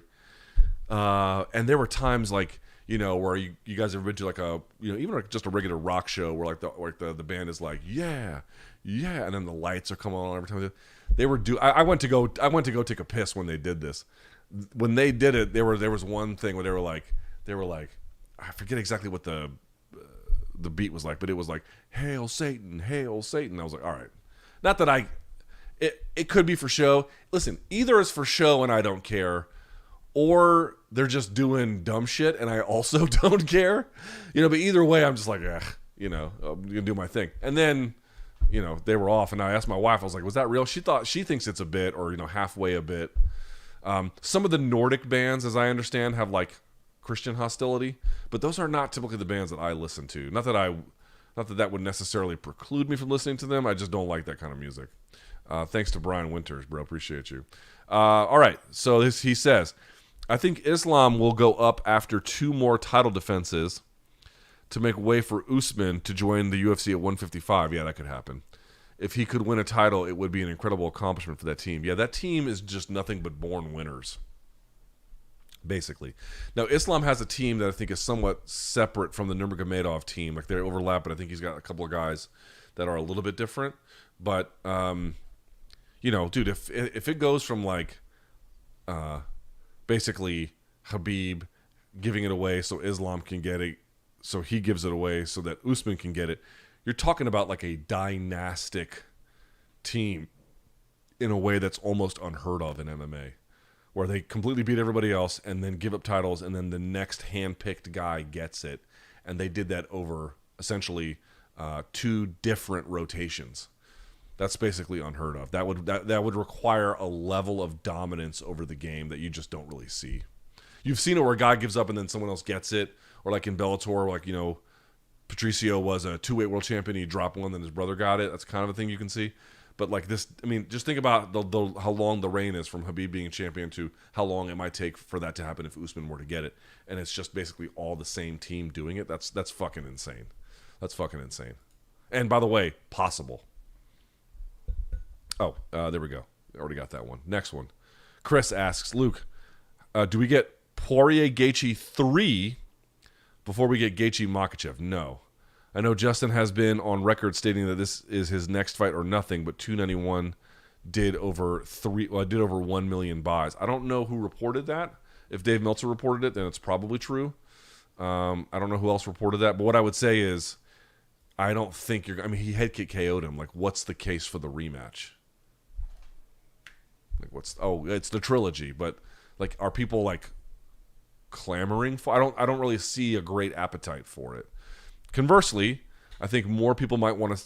I'm not exactly sure what the fan base wants. Does the fan base want Makhachev Oliveira or Makhachev Gaethje more? Again, the Makhachev Gaethje one is a fresh matchup. It'd be fun for as long as it lasted. I guess it really would depend on what the fan sentiment is at the time when the UFC wants to make these decisions. Tyler asks, favorite striking instructional / system? Are you familiar with Barry Robinson's 1 Million Styles of Boxing? Yes. If so, your thoughts. I've not seen the stuff I've not seen that one that he put out on Striking Fanatics. Of the striking ones I've seen, most of the better ones I've seen have been grappling ones. You're gonna laugh at me for saying this, but it's true. James Krause's cage takedown defense tutorial is great. It's really good. I hate to tell you that. It's really good. Striking. What are some of the better striking ones? I'll tell you this much, too. You guys know Bomac, right? Big old Bomac, who was the trainer of Bud Crawford. I watched his jab instructional. It's like the worst one I've ever seen. Like the fucking worst instructional I've ever seen. I was like, that's part of the reason why I was like, oh yeah, Spence is going to win. Because I was like, dude, Bomac, I mean, this instructional is terrible. Which is not, BJJ Fanatics has, and Striking Fanatics has a lot of great content. The best striking one I've ever seen, I mean, Kieran Fitzgibbon's ones are all great. He's got a few of them in there. They're all good. Barry Robinson, from stuff I've seen, it's been good. I haven't seen some of the ones you're talking about, but there's some other ones I've seen. Probably Kieran's, honestly. Probably some of his stuff. Boo Captain V. Boo? I must be missing something. All right. Trap asks, is staph infection the best base for MMA? But seriously, does the commission take no action when fighters admit to lying on their pre-fight screenings? I don't think they want to fine them in cases like that, and since the UFC is self-regulating, they're almost certain not to do shit like that, but I have seen them do things like that, where if you lie to the doctors... Because remember, you have to sign a document like affirming that everything you're saying is true, and if you're saying, oh, I don't have any of these ailments, and then afterwards you do, that means you like expressly lied to the commission. In many cases, they don't look favorably upon that, but like, do they want to take money or... shit like that from you? They're usually a little reluctant. So you probably get a phone call about it, Thank you to Taylor. Thank you again to Brian. That Indian dude says, exasperate Luke, these are the level of my antagonist. Justin Gaethje, I like Abu Dhabi for their values. Be careful what you wish for. I mean, just a few things I have to say on that. Not a whole lot. One thing that people keep saying, I've gotten a couple emails from folks being like, what you're really critical of like these Arab countries and you don't say much about the U.S. It's like, well, first of all, no, I'm not critical of these Arab countries. I'm critical of these Arab governments. Big fucking difference, guys. Big fucking difference. Okay? Now, obviously, the way in which a country is governed, and either whether that's good or bad, effectively governed or not, that's going to have an impact on how you enjoy or understand that country. The two are not utterly inextricable. But I try not to judge anyone's rich culture and history and language and food and music and any of this stuff. I don't judge it on the level or who is in charge of their governments. I hope everyone understands that. And for folks who might be like, oh, you've never been to these places, been to Israel, been to Gaza, been to the West Bank, been to Jordan, been to Egypt, been to Turkey, been to Saudi Arabia when I was a kid, been to Qatar. I've been to more of these places than virtually anybody else in real life. Okay, I went to Lebanon in 2018. My mom was born in Aleppo, Syria, and lived up until she was 24 years old in Lebanon. Like, so this, does anyone remember? Does anybody remember? For a whole year when I hosted the MMA Hour, pop quiz, everybody. What flag was on my desk when I hosted the MMA Hour for a year? One flag every time. What flag was that? Does anyone remember? And by all means, please go check the tape if you think I'm in any way exaggerating. What was the flag that was on my desk for 50 episodes that I did? I think it's how many I did of the MMA Hour. The answer is the Lebanese flag. I had an Arab countries, and I realized that, there's a lot of different people who live in Lebanon. I had an Arab countries flag on. I didn't even have the fucking U.S. flag. And I got that flag, by the way, in Byblos, which is a city in Lebanon where the fucking alphabet was invented. And hence, why libraries are called biblioteca? It's from the root word. Right? Being to these places doesn't make me an expert on any of them, but they're not far away places of my imagination. I've seen them. My family on my mother's side comes from them. And I have been an advocate and remain one for Palestinian causes all my life. Okay? So when people get bitter at me for criticizing the UAE government, I'm criticizing the UAE government. And when they say things like it's the safest city in the world, safe for who? It is not safe for people who don't like the government. It is not safe For Lebanese doctors, this happened, who tweeted jokes about them, then flew there for vacation, and they fucking imprisoned him. That was in 2018. Sorry, guys, you're not, whoever out there, you're not going to trick me into thinking I'm criticizing anything about those people or their cultures. That's not what's happening. I'm criticizing authoritarian governments, and people don't equal their governments, especially in cases like in authoritarian regimes where they have no fucking choice. They have no choice. Or in the case of, sadly, in Lebanon, they can't figure out how to work together and haven't been able to for quite some time, and they have collectively ruined it. I don't blame the average Lebanese person for that. That's insane. So, like, one of the things I really, really hope that everyone understands about any criticism about any of these countries, it's not about their people. It's not about their culture. You don't hear me saying shit about that. You only expressly ever hear me say something about their authoritarian regimes. And the same question comes up, like, what about the U.S.'s crimes? Guys, the U.S. government is extremely hard to defend, and I won't really try all that hard. My only point, and especially the leadership that they're showing these days, just abysmally awful in every way. I mean, hard to even fathom that my tax dollars are going to what they're going to. But again, I hope people understand that government doesn't equal me. And me, I don't equal that government. And the same people who are in Lebanon, who are in Qatar, who are in Saudi Arabia, who are in Oman, in Yemen, in Egypt, in Jordan, in all of these places, their government doesn't equal them. So if you're making a criticism about the government, understand that's what it's about. It's a criticism of the government and the way in which they run it. And by the way, I'm unimpeachably right. I'm unimpeachably right about the state of the authoritarian regime. If you are an academic or anybody who speaks out about the government, you're going to fucking jail. Period.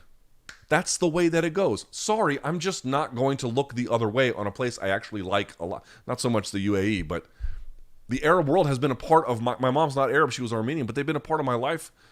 Like, I own that's the frame of reference that my mom came from. She spoke Arabic.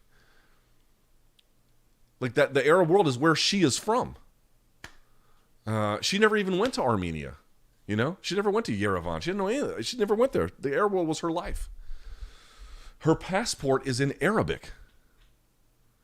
So don't believe anybody. Please don't believe anybody who wants you to think criticism of a nation's government, whatever that nation is, this country, Canada, Arab countries, you name it, anybody, that you're criticizing their people and you're criticizing their culture. You're criticizing their government and the actions that they take. And you are very much right to say it. And the people who don't want you to do that, you know, I don't know what to tell you. Like, why is the truth so difficult? Tell me. What pains people about the truth? It's the state of the world. We're not allowed to talk about it. We're not allowed to talk about the fact that, yeah, they don't have street crime in Abu Dhabi. That's true. That is very true. They don't have any street crime. People enjoy their lives there. Great. Great. Safe for who? Safe for who? Right? The jails are filled with people who will tell you it is not safe. Okay. That's the first thing I'd say. So please don't get it twisted. Please go back and look at every episode of the MMA Hour I did and make sure you screenshot what flag was on my desk. Visibly, prominently noted. Please do that. That aside, and by the way, like, it's true about Latin America too. Like, do you think I judge Colombia based on their fucking government? I mean, yeah, to the extent their government can't do a great job of keeping the place in order, it will impact your experience. That's true. Yes, of course that is true. But, like, do you think I judge Colombian heritage and culture and their language and their food and their music and everything based on Petro? Based on, you know, any of these fucking people? Like, why on earth would I do that? The people aren't their government. The government aren't their... I mean, this is just fucking madness. That's not what I do. And yeah, their government's not great either, by the way. I mean, they're not going to throw you in jail for calling them shitheads, but They don't do a great. They do a really bad job. And Petro is by himself right now not great. Uribe, like, do you think I associate my wife with Uribe? Why would I do that?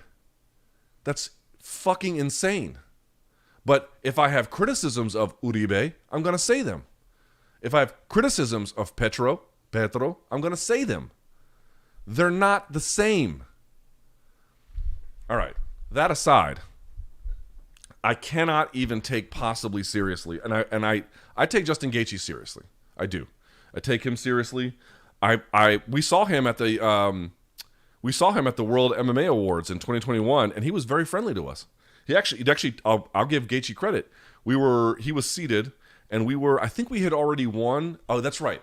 So we had already won, and you get the award, and then you speak, and then you go to the back, and then you take pictures and stuff, and then you have to give the trophy back, and then you come out the other side. Gaethje was there sitting. I think he was dipping, but I've done that shit too, and he actually stopped me to tell me congratulations. I really appreciate that.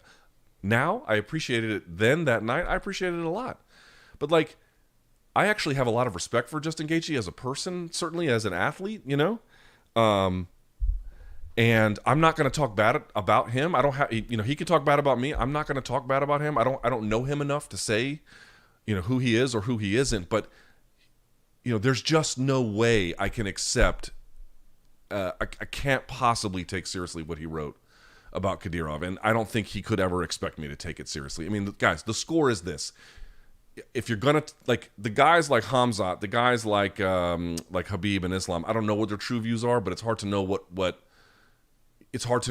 choice they have, right? But if you're an American, you got a choice, and if you make a choice to take that money, then defend the choice.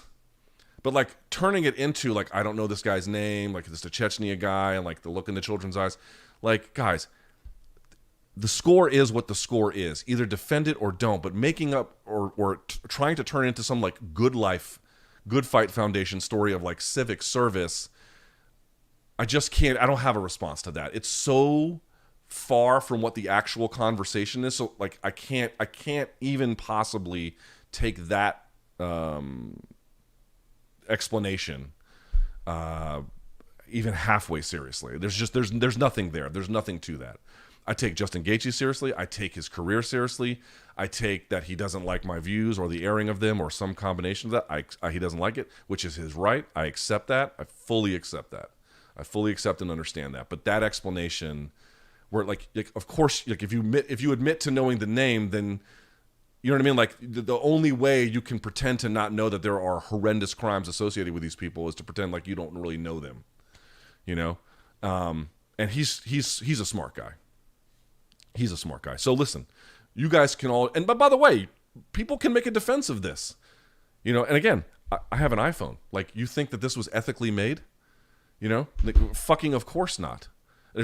There's TikTok on my phone. Like, we all have ethical compromises, but the point is like, why is anyone, not just me, anyone, why is anyone not even allowed to ask questions about this shit? How is that off? Again, what is so harmful about the truth?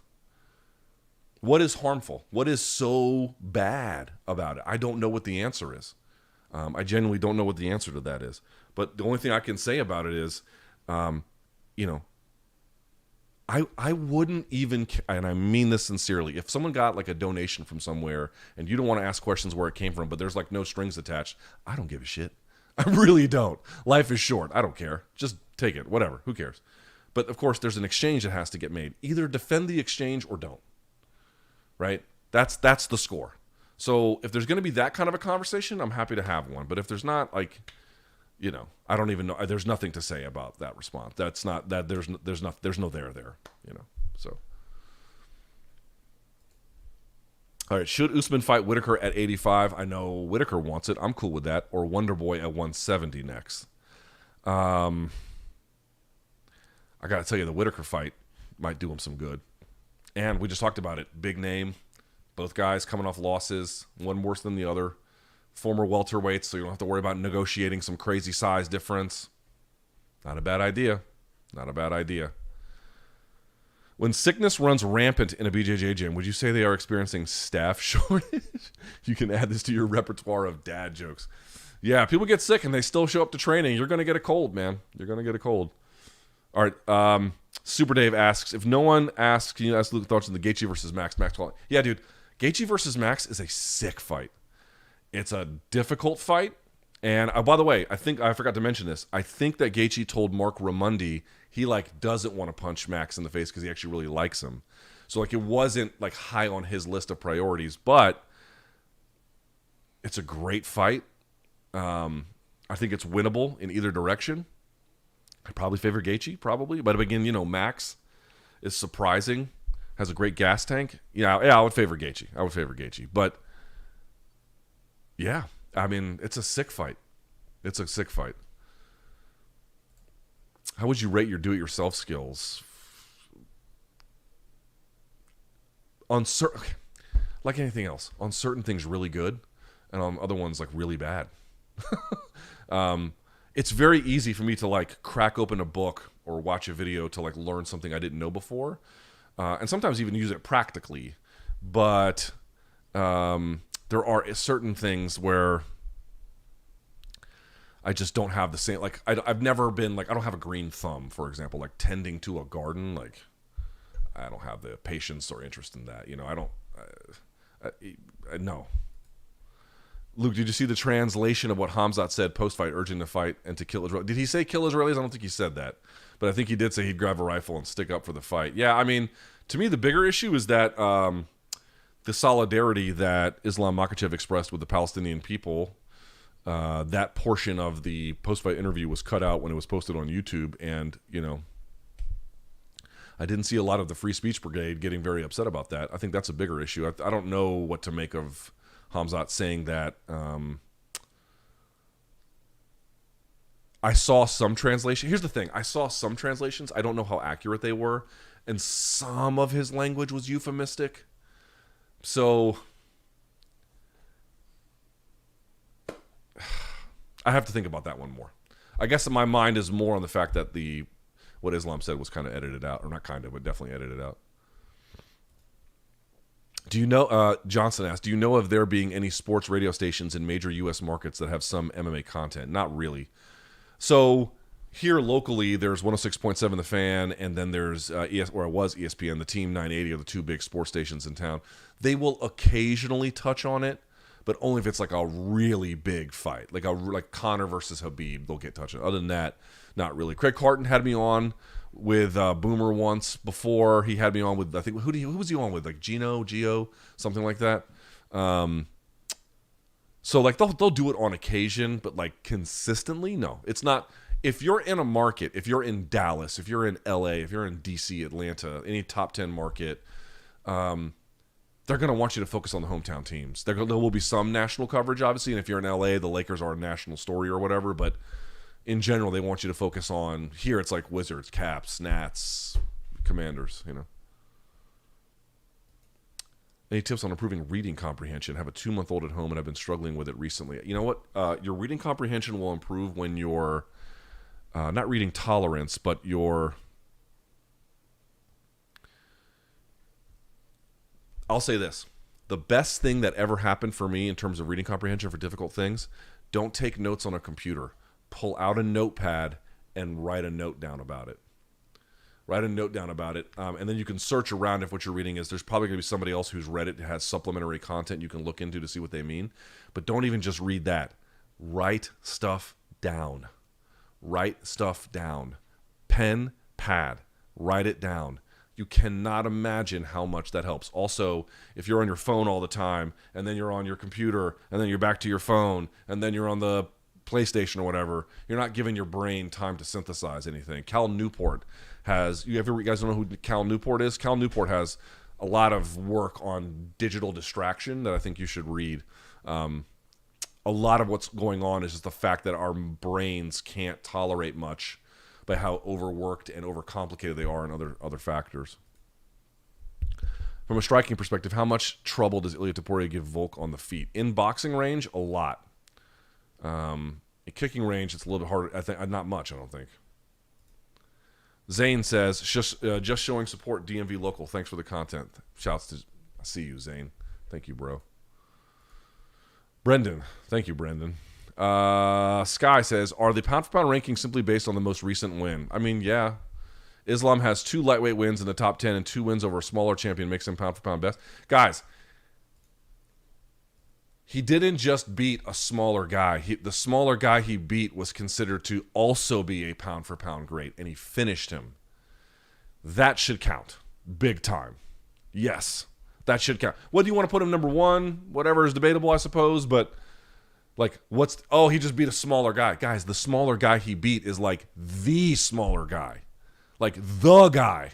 And he finished him off inside of a round. Yeah, you count that. You count that. Big time. Brendan says, really love your show. As someone who's getting to BJJ later at 36, good luck, bro. My goal is to get stronger and maybe compete in the future just for fun in some local matches. How realistic is this?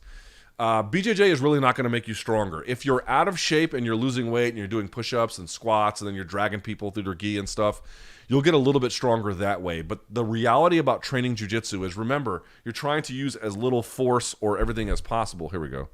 Oh, it's my wife. Yo, I'm telling y'all, she got trapped. Not trapped, but she got stuck. Okay.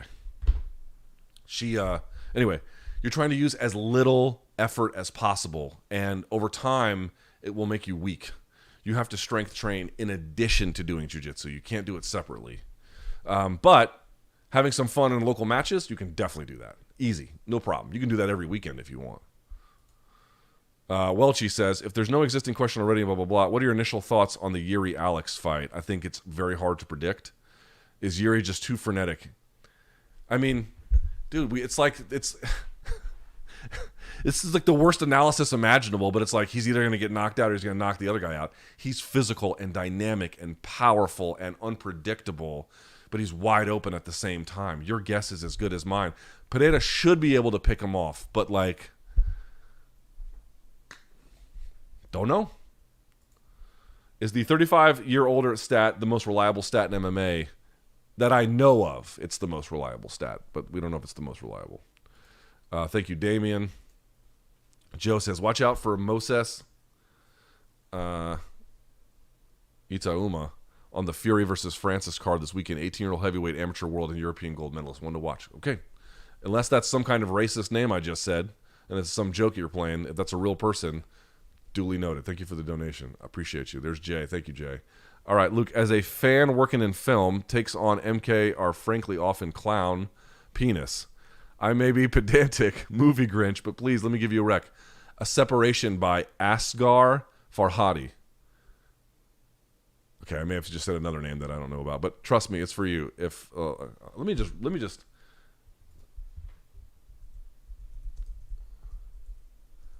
Am I just saying racist name? No, that's a real person. Oh, he's Iranian. Oh, hold on. I think I've seen one of his movies. What was the one that I... here's his filmography.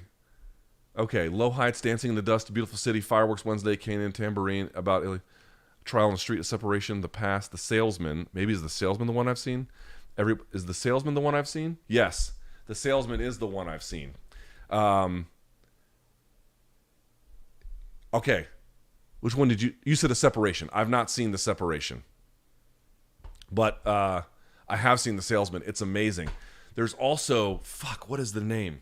There's a Lebanese movie that was unbelievable. There was a guy, it's about a dispute that happens between a guy who is Palestinian living in Lebanon, and another guy who he's like repairing a home. Oh, it's called The Insult. The Insult, right? Is that it? The Insult movie. Yes, 2017. It's a Lebanese movie. Here, let me show it to you. This one. This joint. Here, let me do this. Let's do this one. There. That's not the best way to look at it, but The Insult. This movie is absolutely incredible. And really depressing. But like in a good way, but like a bad way. And there's this whole trial over whether someone was harmed by an insult.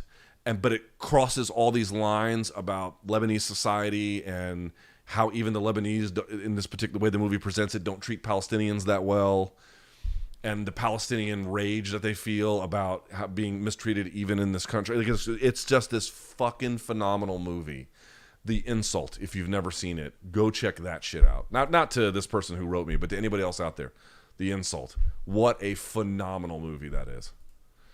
Thoughts on Factory X, Marc Montoya? I've interviewed Marc Montoya a million times. I'd love to reconnect if there's a way. I don't know if there is, but dude, he's a mega talent. He's a mega talent and then some.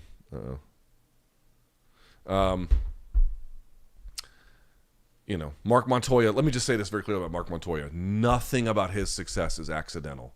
Smart, thoughtful, capable, experienced. I think he beat cancer.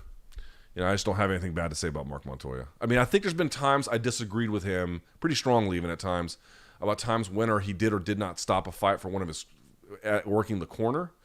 But short of those disagreements, I think he is he's very clearly one of the very best in the business. No denying it.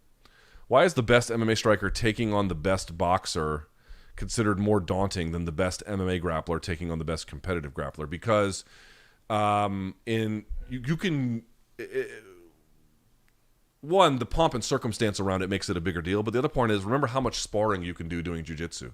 Jiu-jitsu is unlike virtually any other sport in terms of that you can spar literally every single day. Every single day. You can't do that in boxing. So there's like this mystery between them. There's like this mystery that gets affected. And so there's like you're crossing two different worlds also. Like boxing, guys, I'm going to say it one more time. This is an overgeneralization, but there's kernels of truth to it. MMA audiences are predominantly white. Boxing audiences are predominantly black and Hispanic. That's not totally true, but that's largely true. And you're crossing different worlds when you go into one or the other. But jiu-jitsu and MMA are still all the same world. And you can do jiu-jitsu every day. You can spar your ass off at it. So you can actually get, reasonably close-ish to some of the better guys in the world. You're not going to beat them. And as it's gotten more specialized, that's less true. But still, there are some differences between them. All right. Thoughts on doing a dedicated short show for OK Bet? The market for gambling content is... Oh, yeah, we know. We've talked about it. Nothing planned right now, but we've talked about it. Yes. The problem is BC and I aren't very good. It's harder to pick. If you're doing up and down picks, we'd probably be okay. But when you have to do, pick a favorite, what fight's not going to go the distance, it gets a little harder when you do that. From Bill, Luke, any thoughts on the Anthony Pettis versus Benson Henderson trilogy being signed to take place in Karate Combat? People seem very interested in it. It doesn't do much for me, but people seem interested. Die Hard My Morning Jacket fight. Not only am I not white, I'm Colombian. Well, there has to be some. Hey, there were. I saw it's kind of sad that I'm saying this, but there was a few minorities at the Pantera show. Not many, but they were there. God bless them. They were there. All right. Scooby says, "Sup, Top Donk. Help the family's doing well. How does my smooth brain become a channel member? I want to give you again one more time, folks. YouTube.com/Luke Thomas/join. You can just go to YouTube.com/Luke Thomas, and there's a join button you can hit. If you're an iPhone person, it's going to be hard. All right. There you go. Luke, one of my favorite fights is Islam v. Arman. Okay, although it was super close. I get the sense that Islam has progressed much faster in striking and would wash Arman if they fought today. Yes, probably so, although he was already more advanced at that time, meaning he was further along on his journey. And also, in fairness, that was Arman's UFC debut. You imagine that? Your UFC debut, you have to fight Islam Makhachev? Fucking hell. Full Metal Pants says, Luke, where do you get your news? And I get my thoughts on Breaking Points. Yeah. I don't watch Breaking Points all that often. I try when I can. I get a mix. Let's see. Ryan Grimm. I get it from some of The Intercept. What's his name? Ken Klippenstein. But I follow Mary Catherine Hammer as well, who's right wing. I subscribe to the Washington Post because it's my local newspaper, but I recognize, Jesus, especially with the shit going on in the Middle East, I've seen the limits of the American media ecosystem. It's just, the level of news is terrible. But okay. listen, I'm sure that there are problems with it. Glenn Greenwald, I get a lot from him. I disagree with him considerably all the time, but I do feel like it's important to hear from people when you can in that way. I watch Breaking Points, ContraPoints, Brianna Joy Gray at times. On this Middle East stuff, Omar Bader, Nora Erakat. I get some stuff from BBC at times, Al Jazeera at times. I read news all day long. Listen, I these are some of the bigger names that I pay attention to, but something like that. Something like that. All right. This is from Manuel. Thank you, Manuel. Manuel, appreciate that. Very kind of you. Charles or Justin, and why? You mean for Islam? I might even go Justin because it's a fresh matchup. But the thing is, Charles had earned it. So it's are we just going to take that away from him? Luke, please find my comment in your community post under Achrafderdak. Okay, I'll take a look. Othello, make sure I find this comment, okay? Fear of Napalm. What piece of technology that exists now would have blown 90s Luke's mind? Dude, the fucking iPhone. You know what I mean? Just think, I remember, dude, okay, how about this? Between my junior year and senior year of high school, the MP3 came out. Think about that for a second. MP3 didn't exist as a consumer product before that. Now you don't even have that. You're even past that. Now you're just doing streaming with Apple, which wasn't nearly as big then, with Google, which wasn't anything near. Google was nothing then, or close to nothing anyway. Not much anyway. And now all of that is on this phone that I can film literal movies on. It's just, it's just insane. The level of it, we're kind of bored because every year it's how much different is the iPhone 15 than the iPhone 14, right? But in the broader sweep of things, compared to that, it's it's impossible to explain the difference. I'm not going to really go back into this one. I'll answer this part. You said you regretted putting out. Listen, if you've had to any extent any meaningful change of heart as events change over time, and I do think anybody through the pandemic can look at what they thought at the beginning and look at the end, and there's going to be clear changes in any number of different directions. If for no other reason things happened, we got better information, blah, blah, blah. But the way in which I handled it was so slipshod that I'm not sure I accurately, in fact, I'm sure I did not accurately in certain cases give a fair recitation of what I believed. And that kills me because opening it back up just continues this over and over and over and over and over again. I rushed into this quick response that I should never have rushed into. And if you're going to have some kind of public acknowledgement about any different changes that you feel first of all, is it even worth bringing up? But that can be. And to the extent that it is, take your time to do it carefully. Fucking hell. That's good advice for anybody in any circumstance. Take your time to do it carefully. I did not. And now it just is what it is. Is Duplessis win overstated? Robert failed to make basic adjustments with body shots, uppercuts. No, it's not overstated. It's a good win. It's a great win. Charles finished entire top 5. How is this a debate? Because he already lost to Islam once. I understand what you're saying. I think he should get it too, but I can understand why everyone who likes their guy always leans on whatever the strongest argument for that is while not having an answer for the other strong arguments for the other guy.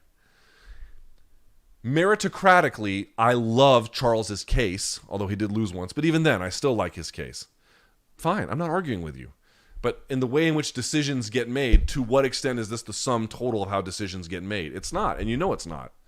So at least have an answer, Justin would be bad for the box office. I don't really believe that. Whatever your argument might be. But he is a fresh contender. He has a big name. There's value, and he's the BMF champ. I get why they might want to go that direction, even if I understand and agree with yours. The only time I get mad is when a case is so slam dunk. But if Charles already fought Islam and got washed doing it, it's not as slam dunk as you might want it to believe. Since dropping USADA, can Jon Jones use PEDs to recover? Not if there's any reasonable amount of testing that the UFC plans to do, but I guess we'll see. Kingslayer says, part of the free speech brigade here. I didn't see the post on YouTube, but if it's censored, I fully condemn the UFC's actions. Hey, man, don't take my word for it, but thank you.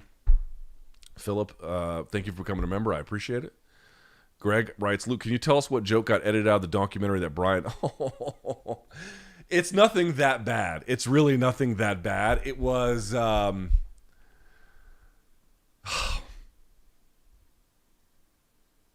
will tell you when Showtime... Okay, deal with you guys. I'll make a deal with you. I will tell you when Showtime sunsets. I got to wrap up this here very quick. That's my deal. That's my pledge to you. When Showtime sunsets, I will tell you. Okay? All right. There you go. Brandon, thank you for becoming a member. And then Jose asks, Luke, any thoughts on the new UFC video game not having any new fighters? Is this a consequence of the UFC brand becoming more complacent? Such as, I don't know. I didn't know that. You're actually telling me that for the first time. I honestly did not know that. I don't know. That's a great question. I don't have a great answer for you. Afifi says, happy birthday to my sister. I'm going to guess this is some porn star. I don't know. But there you go. All right. I got to get out of here. Guys, I love you so much. Thank you to everyone. Don't play that, Othello. Don't play that. Don't play that. Don't play that. Don't play that. Oh, Jesus Christ. Yeah. Dude, we got hit with a copyright strike last time. So don't play that. I should have told you. That's my fault. We got to get out of here. There's your poll. What's the better fight, Aspinall Pavlovich or Jones Stipe? Hey, the 55% who voted Aspinall Pavlovich, you're correct. You're a smart person. All right, we got to get out of here. Thank you guys so much for all this. Email me, lukethomasnews@gmail.com. We're out of here. Until next time, stay frosty, bitches. Thank you. Love you. Bye. We got to go. Bye.